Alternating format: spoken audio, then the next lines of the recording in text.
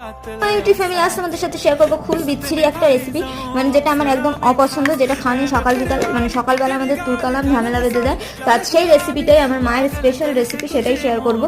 তো এই যে প্রথমে দুটো খেজুর দিয়েছি, তারপর কয়েকটা কাজু দিয়ে নিলাম, তারপর 5-6টা কিশমিশ দিয়ে নেবো। তোমরা তোমাদের পছন্দ মতো কোয়ান্টিটিতে দেবে। আমার মা খুব বেশি বেশি দেয়, তাই ঝগড়া লেগে যায় বলে আজকে মা বলেছে তুই নিজে ভিজাবি। তারপর এখানে আমি 4টে মতো আমন্ড বাদাম দিয়ে দিলাম। তারপর এর মধ্যে দিয়ে দিতে হবে ছোলা, রাজমা আর সয়াবিন দানা দিয়ে এর মধ্যে জল দিয়ে সারা রাত ভিজিয়ে রেখে দিতে হবে। এই যে আমি নর্মাল জল দিয়ে এই যে ভিজিয়ে ঢাকা দিয়ে রেখে দেবো সারা রাত।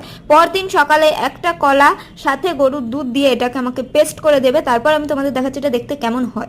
একটা কাঠারি কলা দিয়ে একবারে মিক্সিতে পেস্ট করে নিয়েছি। এটা খুবই গাঢ় গাঢ় দেখতে হয়। এর মধ্যে দুধ মিশিয়ে পাতলা করে গ্লাসে করে খেতে পারো, কিন্তু আমি গাঢ় গাঢ়ই খেয়ে নিই, কারণ দুধ মিশালে অনেকটা পরিমাণে বেড়ে যাবে আর আমার খেতে এটা একদম ভালো লাগে না। খেতে খেতে আমার বমি চলে আসে, কিন্তু তারপরেও এটা শরীরের জন্য ভালো। যারা নিজেদের ওজন বাড়াতে চাও রোজ সকালে 1 গ্লাস করে খেতে পারো। আজকের মতো টাটা।